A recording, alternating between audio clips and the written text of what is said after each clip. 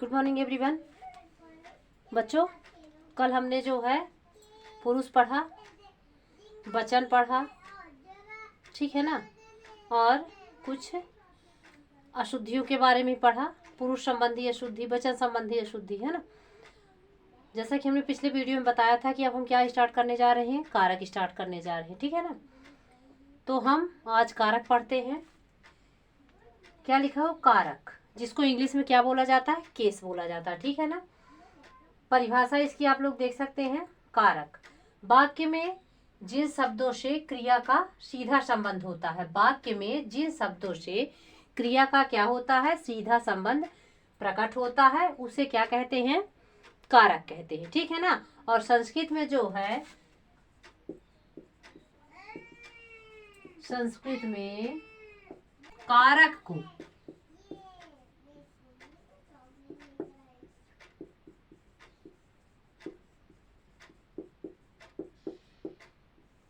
संस्कृत में जो है कारक को क्या किया जाता है? विभक्तियों के नाम से भी जाना जाता है। विभक्तियों के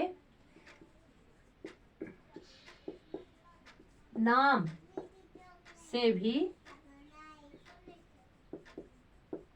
जाना जाता है, ठीक है ना। तो ये है कारक की परिभाषा। क्या है परिभाषा?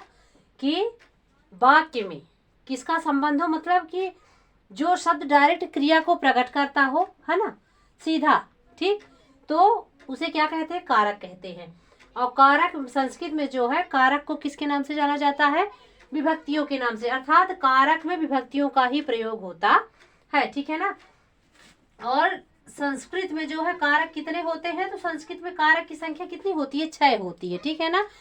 हिंदी में कारक की संख्या जो है तो 8 होती है, लेकिन संस्कृत में कारक की संख्या कितनी होती है? 6 होती है, जिसमें संबंध और संबोधन को नहीं जोड़ा जाता, जबकि हिंदी में जो है संबंध और संबोधन को जोड़ा जाता है, ठीक है ना। तो संस्कृत में कारक की संख्या कितनी होती है? 6 होती है, 6 होती है, ठीक है ना। वो कौन कौन से होते हैं?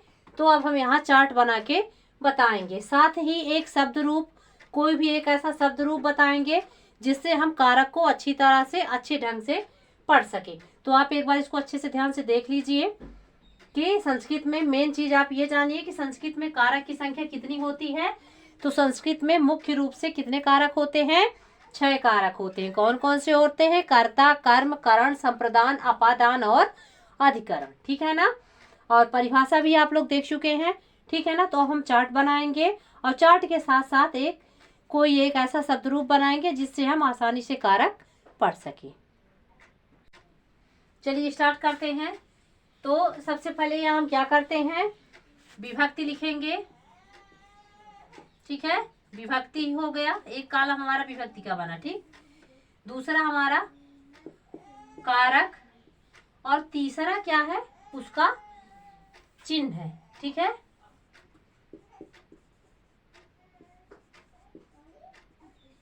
ठीक है, प्रथमा विभक्ति। प्रथमा में जो है तो कौन सा कारक होता है? तो प्रथमा में जो है कर्ता होता है, ठीक है ना, जिसका चिन्ह क्या होता है? ने होता है, ठीक। द्वितीय विभक्ति में थोड़ा पास लिखते हैं, है ना।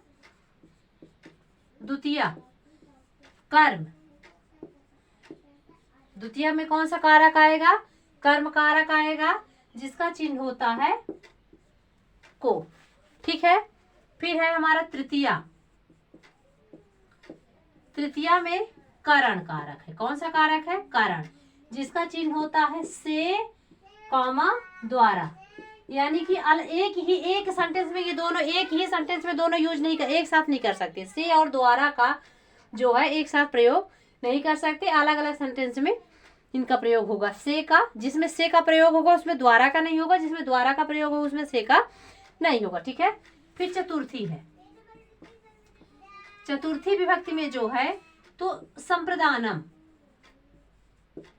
संप्रदानम, है ना, अर्थात संप्रदान कारक होगा। करण को आप करणम बोल सकते हैं, है ना। संप्रदानम जिसका चिन्ह होता है के लिए, ठीक है ना। फिर आ गया हमारा पंचमी, ठीक है ना। पंचमी में अपादान कारक होता है, अपादानम, अपादानम जिसका चिन्ह होता है से, अलग होने पर, जिसका चिन्ह क्या होता है से, मतलब कि ये मान के चलिए अलग दर्शा रहा है कोई भी चीज। जैसे हिमालय से गंगा नदी निकलती है तो से शब्द का प्रयोग है, लेकिन यहाँ जो अर्थ बताया जाएगा, है ना, तो वो अलग के लिए होगा, ठीक है। फिर षष्ठी में जो है, षष्ठी को हम कारक की श्रेणी में नहीं रखे हैं। क्यों नहीं रखे हैं ये भी हम आपको बताएंगे, ठीक है ना। ये कारक नहीं है, ठीक है ना, बस इसका चिन्ह चलता है का, की, के, रा, री और रे, ठीक है ना। तो ये चिन्ह बस चलेगा, फिर हम बताते हैं। फिर हमारा आ गया लास्ट में क्या है, सप्तमी। सप्तमी जो है कारक है जिसका नाम क्या है, अधिकरणम, जिसका नाम क्या है, अधिकरणम, ठीक है। तो ये हो गया हमारा अधिकरण कारक, ठीक। अधिकरणम जिसका चिन्ह होता है में, कामा, पर। जैसे से और द्वारा का एक साथ प्रयोग नहीं कर सकते, उसी तरह से में और पर का भी प्रयोग एक साथ नहीं कर सकते, ठीक है ना। जब में का प्रयोग करेंगे तब पर का नहीं, मतलब जहां में का प्रयोग होगा जिस सेंटेंस में, वहां पर का प्रयोग नहीं होगा, ठीक। अब है बच्चा, आप देखिए संबंध जो है यहाँ पे आप लोग लिख सकते हैं, है ना। जो षष्ठी में जो है तो कौन सा कारक नहीं है, ये संबंध है। क्यों नहीं है, क्योंकि देखिए कारक का संबंध किससे होता है, कर्ता से होता है, समझ। जिस शब्द का सीधा संबंध किससे होता है, क्रिया से होता है। कारक को हम कर्ता भी बोलते हैं, कारक को ही हम क्या बोलेंगे, कर्ता बोले था। इसका डायरेक्ट संबंध किससे होता है, क्रिया से होता है। कर्ता का सीधा संबंध किससे होता है, क्रिया से होता है। लेकिन षष्ठी विभक्ति में जो संबंध कारक है इसमें खाली क्या बताया जाएंगे, संबंध बताया जाता है। जैसे वह मेरी पुस्तक है ना, सीताराम की पत्नी है ना, जनक की पुत्री सीता है, वह मेरा छोटा भाई है, यह मेरी पुस्तक है। तो इसमें क्रिया कहीं नहीं हो रही है, समझ रहे हैं ना। इसमें डायरेक्ट क्या बताया जा रहा है, इसमें सारे संबंध बताया जा रहा है कि मतलब किसी चीज का किससे क्या संबंध है, ठीक। इसीलिए इसको जो है संबंध की श्रेणी, उसमें कारक की श्रेणी में नहीं रखा गया है, ठीक है ना। षष्ठी में सिर्फ इसका क्या चलेगा, ये चिन्ह के आधार पर चलेगा, लेकिन इसको कारक नहीं बोला जाता, ठीक। जबकि हिंदी में जो है तो संबंध को भी कारक की श्रेणी में रखा गया है। जो लास्ट में संबोधन होता है, संबोधन को कोई उसमें नहीं रखा, क्योंकि संबोधन और प्रथमा विभक्ति सेम चलते हैं, इसीलिए इन दोनों को संस्कृत में कारक की श्रेणी में नहीं रखा गया है। कारक की श्रेणी में खाली चलेगा हमारा कर्ता, कर्म, करण, संप्रदान, अपादान और अधिकरण, ठीक है ना। तो ये आप चार्ट अच्छे से देख लिए होंगे, है ना, और इसको अच्छे से आप लोग समझ भी गए होंगे। अब जो है तो मैं एक शब्द रूप बताऊंगी और फिर उसके बाद मैं बताऊंगी कि किस मतलब कि विभक्ति में जो है ना, किस तरह से सेंटेंस का प्रयोग करना है, कैसे विभक्ति का प्रयोग करते हुए हम सेंटेंस बनाएं, ठीक है। तो बच्चों यहाँ पे हम राम शब्द रूप ले रहे हैं, थोड़ा इजी है ना। राम शब्द रूप क्या है, इजी है, ठीक है ना। इसीलिए जो है तो हम इसको लिए हैं, इसके आधार पर ही हम जो है तो कारक पढ़ेंगे, ठीक। तो सबसे पहले हम देखते हैं प्रथमा विभक्ति इसमें चलेगा, तीनों वचन, ठीक है ना। तो विभक्ति है एक वचनम,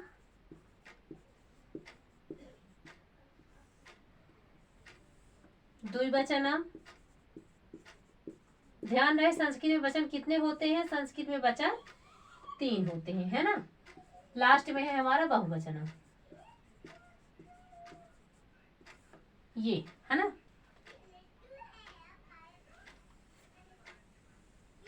तो प्रथमा विभक्ति, प्रथमा, द्वितीया, तृतीया, चतुर्थी, पंचमी,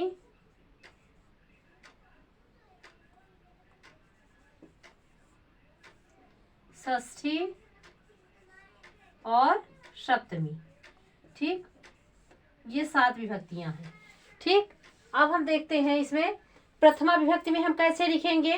द्वितीय विभक्ति में कैसे लिखेंगे, तृतीय चतुर्थी है ना, तो रामः, राम को रामा, द्विवचन में जाएगा तो रामो हो जाएगा, बहुवचन में जाएगा तो रामा। ठीक, रामः रामो रामा, यानी एक राम, दो राम, सभी राम। ठीक, फिर है द्वितीय में रामम, चिन्ह के आधार पर ही हम चलेंगे, ठीक है ना। अभी हम वचन समझते हैं, फिर चिन्ह के आधार पे आपको बताते हैं। रामम, रामो, रामान। तृतीय में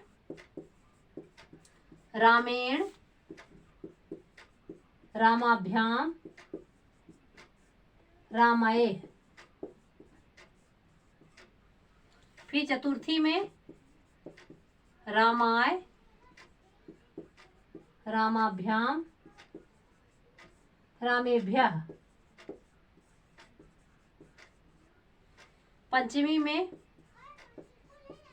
रामात,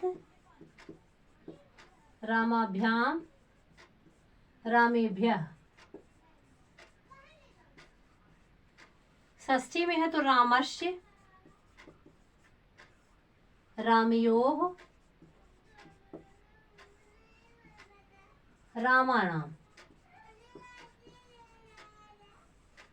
ठीक है, फिर सप्तमी में आएगा तो रामे, क्या हो जाएगा, रामे,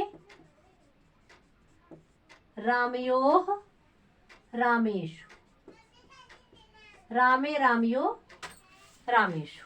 ठीक है, तो ये है हमारा शब्द रूप। ठीक, इसके आधार पर पुल्लिंगवाची, ठीक है ना, पुल्लिंगवाची आकारांत है ना, जो शब्द है, शब्द रूप है, इसको हम बना सकते हैं। जैसे राम है, बालक है, छात्र है, ठीक है ना, शिक्षक है। तो ये सारी चीजें जो है तो हम इस शब्द रूप के आधार पर बना भी सकते हैं। इससे हमें ये भी फायदा है ना। और अब हम समझते हैं, तो देखिए चिन्ह के आधार पर चलेंगे तो हमारी प्रथमा विभक्ति कर्ता कारक का चिन्ह क्या था, ने था। क्या था, ने। ठीक, द्वितीय विभक्ति का चिन्ह क्या था, को था। ठीक, तृतीय का क्या था, से द्वारा, हमने बताया था ना, क्या था, से और द्वारा। चतुर्थी का था के लिए, चतुर्थी का क्या था, के लिए। पंचमी विभक्ति में देखिए से द्वारा, से अलग होने पर, है ना, इसका प्रयोग से अलग होने पर। इसमें तो संबंध बताया है और इसमें जो है तो में पर। ठीक है ना। तो अब देखिए वचन के अनुसार आप लोग जानते हो कि इनको हम एक वचन में, दो वचन बहुवचन में जाएंगे तो शब्द रूप बदल जाएगा। इसका अर्थ भी जानते हैं कि एक राम, दो राम, मतलब एक वचन में एक व्यक्ति का, द्विवचन में दो का और बहुवचन में दो से अधिक जितने हैं उनका प्रयोग होता है। ठीक है ना। तो ये क्या है, रामा रामो रामा, एक राम, दो राम, सभी राम, सबका अर्थ एक ही है। ठीक, कि मतलब एक वचन में एक, द्विवचन में दुई और बहुवचन में बहु। अब हम चिन्ह के आधार पर चलते हैं। तो ये क्या लिखा हुआ है, प्रथमा विभक्ति में कर्ता कारक का चिन्ह, कर्ता का चिन्ह था ने। ठीक, तो ये ने जो है तो परिवर्तित नहीं होगा, चाहे कोई वचन हो, समझ रहे हो ना, चाहे एक वचन हो, चाहे द्विवचन हो, चाहे बहुवचन हो, ये ने चिन्ह नहीं बदलेगा। ठीक है ना। क्रिया बदल जाएगी, कर्ता एक वचन में है तो क्रिया एक वचन की होगी, कर्ता द्विवचन में है तो क्रिया उसकी द्विवचन की हो जाएगी, और कर्ता यदि बहुवचन का है तो उसकी क्रिया भी बहुवचन की हो जाएगी। समझ रहे हैं ना। तो क्रिया इसमें बदलेगी कर्ता के अनुसार। ठीक, चिन्ह में कोई परिवर्तन नहीं होगा। ठीक, तो देखिए राम ने, इसका चिन्ह क्या हो जाए, रामा है, तो यदि ये कर्ता कारक में गया तो क्या हो जाएगा, राम ने, दो राम ने, सभी राम ने। ठीक, इसका क्या हो जाएगा, रामम का, राम को, दो राम को, सभी राम को, राम से या राम द्वारा, दो राम द्वारा, सभी राम द्वारा। ठीक है ना। रामाय का अर्थ क्या हो जाएगा, राम के लिए, दो राम के लिए, सभी राम के लिए। फिर रामात है तो राम से, है ना, दो राम से, सभी राम से। षष्ठी विभक्ति में संबंध बता रहा है जैसा हमने बताया था। ठीक, फिर राम में, रामे का अर्थ हो गया राम में, दो राम में और सभी राम में। तो इस तरह से जो है तो हम शब्द रूप के आधार पर कारक बनाएंगे। अब देखिए यहाँ पे लास्ट वाला अक्षर आप देखिए माँ, एन, इसका मम निकलेगा। इसका जो लास्ट वाला है तो क्या, जैसे राम है तो क्या निकल रहा है, रामम। रामेण है तो एन, रामाय है तो आय, ठीक है। रामात है तो आत, ठीक। और रामे है तो ए निकल रहा है। ये सारे शब्द निकल रहे लास्ट में प्रत्यय के रूप में, ये सब निकल रहे हैं। तो जब, हाँ, प्रथमा विभक्ति में कोई परिवर्तन नहीं होगा। रामा हो चाहे बालका हो, ठीक है ना, तो इसमें कोई परिवर्तन नहीं होगा। वचन भले बदल जाए तो वचन के अनुसार ऐसे ही इस तरह से जैसे मात्राएं लगी हुई हैं वही सारी चीजें रहेंगी, ठीक है ना।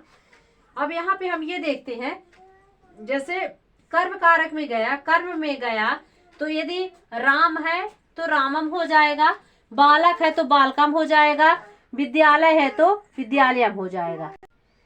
और अब देखिए तृतीया में है एन लगा हुआ है, तो इसके राम द्वारा, है ना, 2 राम द्वारा, सभी राम द्वारा, तो इसमें एन लगा हुआ है ना। तो जैसे रामेण हो गया, ठीक, कंदुकेन हो गया। परिभाषाएं जब हम आपको बताएंगे तो परिभाषा के अनुसार जब बताएंगे तो आपको कारक जल्दी समझ में आएगा, ठीक है ना। तो जिसमें विभक्ति का प्रयोग होगा, जिस शब्द में विभक्ति का द्वितीया, तृतीया, चतुर्थी, है ना, पंचमी, सप्तमी का प्रयोग होगा, तो उन सभी, है ना, विभक्ति वाले शब्द में यही सारे प्रत्यय का प्रयोग होगा लास्ट में, ठीक है ना।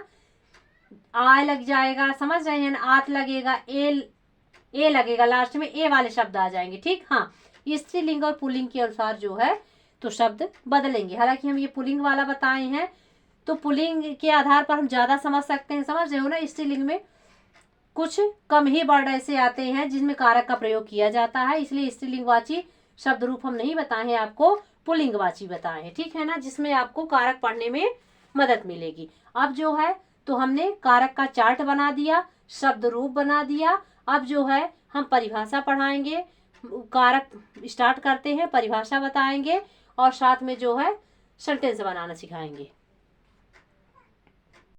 पहला कारक हमारा क्या था, कर्ता। पहला कारक क्या था, कर्ता, ठीक है ना। इसमें कौन सी विभक्ति का प्रयोग होता है, प्रथमा विभक्ति का। कौन सी विभक्ति प्रयोग की जाती है, प्रथमा विभक्ति प्रयोग की जाती है, ठीक है ना। अब कर्ता की हम परिभाषा आपको बताते, क्रिया को करने वाला, क्रिया को करने वाला क्या कहलाता है, कर्ता कहलाता है, ठीक है ना। क्रिया को करने वाला कर्ता कहलाता है। तो आप लोग परिभाषा लिख सकते हैं कि वाक्य में, ठीक है ना, क्रिया को करने वाला, वाक्य में क्रिया को करने वाला क्या कहलाता है, कर्ता कहलाता है। क्या कहलाता है, कर्ता कहलाता है, ठीक। अब कर्ता कारक में चिन्ह क्या था, ने चिन्ह था, जो वाक्य में क्या रहता है, छिप जाता है। वाक्य में क्या हो जाता है, छिप जाता है, ठीक है ना। अब ध्यान रखिएगा कि कर्ता और क्रिया के बीच में, कर्ता कारक में कर्ता और क्रिया के बीच में अन्य दूसरा शब्द नहीं होता है, इसीलिए जो है इसको कर्ता बोला गया, अर्थात कर्ता और क्रिया ही रहेगा।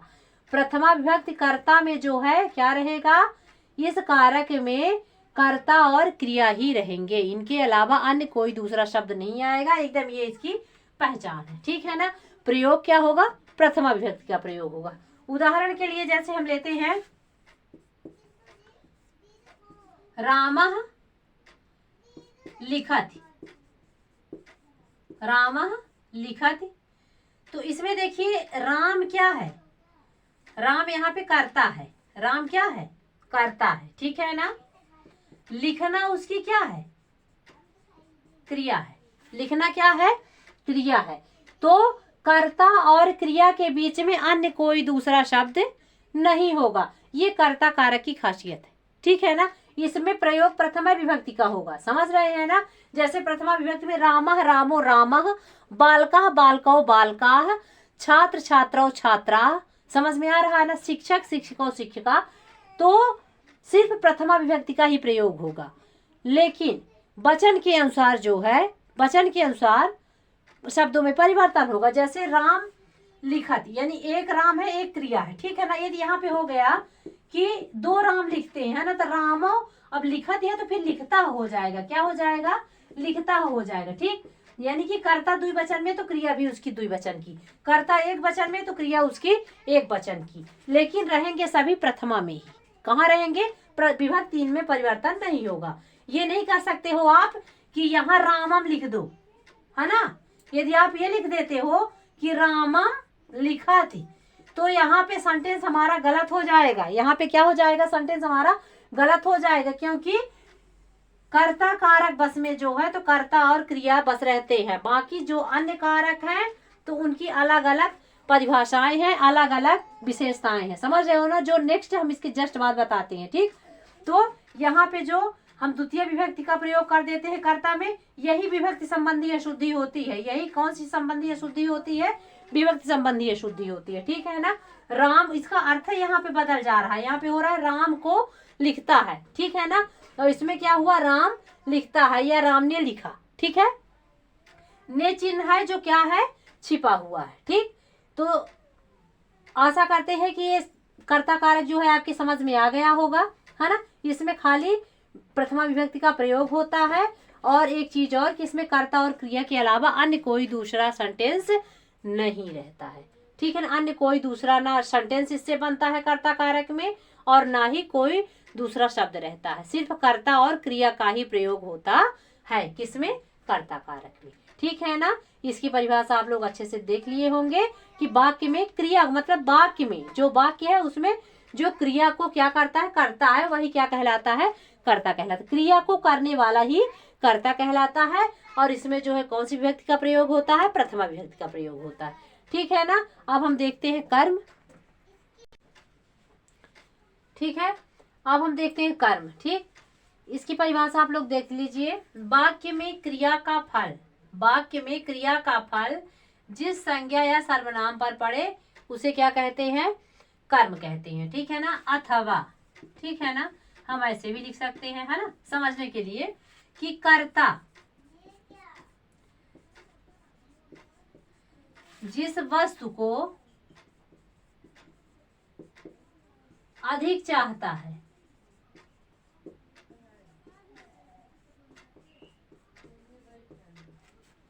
या जिस वस्तु से अधिक निकटता रखता है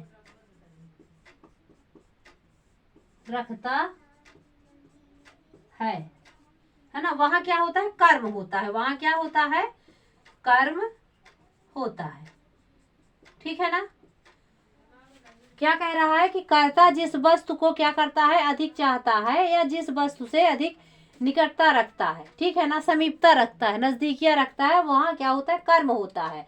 या फिर हम ऐसे भी जान सकते हैं कि वाक्य में क्रिया का फल जिस संज्ञा या सर्वनाम पर पड़े, है ना। वाक्य में क्रिया का फल जिस संज्ञा या संज्ञा भी हो सकता है, सर्वनाम भी हो सकता है ना, तो वहां क्या होता है? कर्म होता है, ठीक।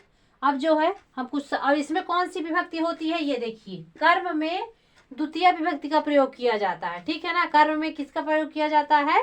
द्वितीय विभक्ति का प्रयोग किया जाता है। इसका चिन्ह क्या है? को है, जो क्या है? सेंटेंस में माने वाक्य में छिपा रहता है। खाली प्रथमा और द्वितीय विभक्ति का जो चिन्ह होता है वो वाक्य में प्राय छिप जाता है ना। बाकी तृतीय, चतुर्थी, पंचमी और सप्तमी के जो चिन्ह है ना, वो नहीं छिपते हैं, है ना। सेंटेंस में कहीं ना कहीं आ ही जाते हैं, ठीक। तो अब हम सेंटेंस बनाते हैं। जैसे यथा, है ना,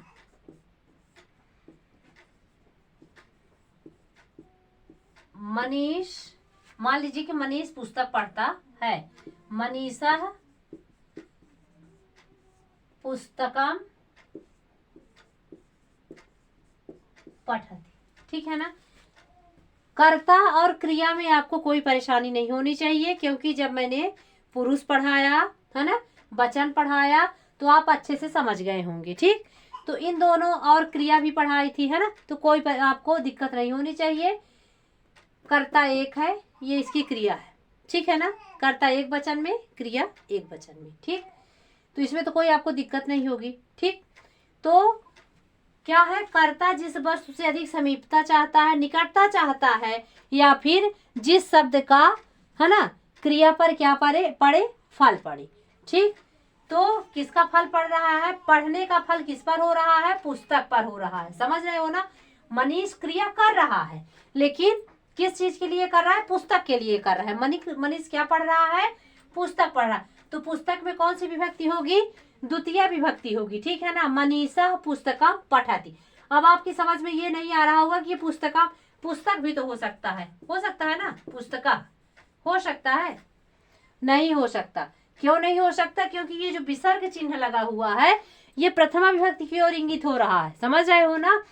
और ये जो है हमने आपको बताया था रामः रामो रामः रामम, बताया था ना कि रामम रामो रामा। ठीक है ना, तो ये जो लास्ट में माँ आ रहा है, ठीक है ना, तो ये किस में यूज होता है, द्वितीय विभक्ति में प्रयोग किया जाता है। ठीक है, ना कि प्रथमा विभक्ति में। ठीक, तो पुस्तक है तो आप क्या लिखोगे, पुस्तकम लिखोगे। ठीक है ना, पुस्तक है तो क्या लिखोगे, पुस्तकम। यदि पुस्तकें ऐसे हो जाए कि मनीष पुस्तकें पठाती, मनीष पुस्तकें पठाती, तो यहाँ पे आपका कर्म जो है जिस पर क्रिया का फल पड़ रहा है वो डायरेक्टली क्या हो गया है, गलत हो रहा है। कर्ता सही है, क्रिया सही है, लेकिन जो कर्म का फल है वो गलत है। क्यों, क्योंकि यदि आप पुस्तकें कर देते हो तो डायरेक्ट ये कहाँ, कौन सा कारक में चला जाएगा, सप्तमी विभक्ति में चला जाएगा। समझ रहे हो ना। तो इसका अर्थ क्या हो जाएगा, मनीषा पुस्तकें पढ़ने, मनीष पुस्तक में पढ़ता है। ठीक है ना, तो यह पुस्तक पर पढ़ता है। ठीक, तो सेंटेंस गलत हो जाएगा। तो मनीषा पुस्तकम पढ़, ध्यान रखिएगा द्वितीय विभक्ति में कर्म कारक में लास्ट में माँ लगना है। जैसे वह विद्यालय जाता है तो सह, यदि आप विद्यालय कर देते हो तो भी गलत है, विद्यालयात कर देते हो तो गलत है। ठीक है ना, विद्यालयन कर देते हो तो गलत है। इसको आप क्या करोगे, विद्यालय ऐसे भी लिखो या फिर ऊपर बिंदी रखे, है ना, सह विद्यालय गच्छति। ठीक है ना, सह विद्यालय गच्छत। ठीक है ना, तो विद्यालय क्या है, कर्म है, पुस्तक क्या है, कर्म है। ठीक, वह विद्यालय जाता है, किसकी ओर वह जा रहा है, विद्यालय की ओर जा रहा है, विद्यालय के निकट जा रहा है। अच्छे से समझ लीजिए।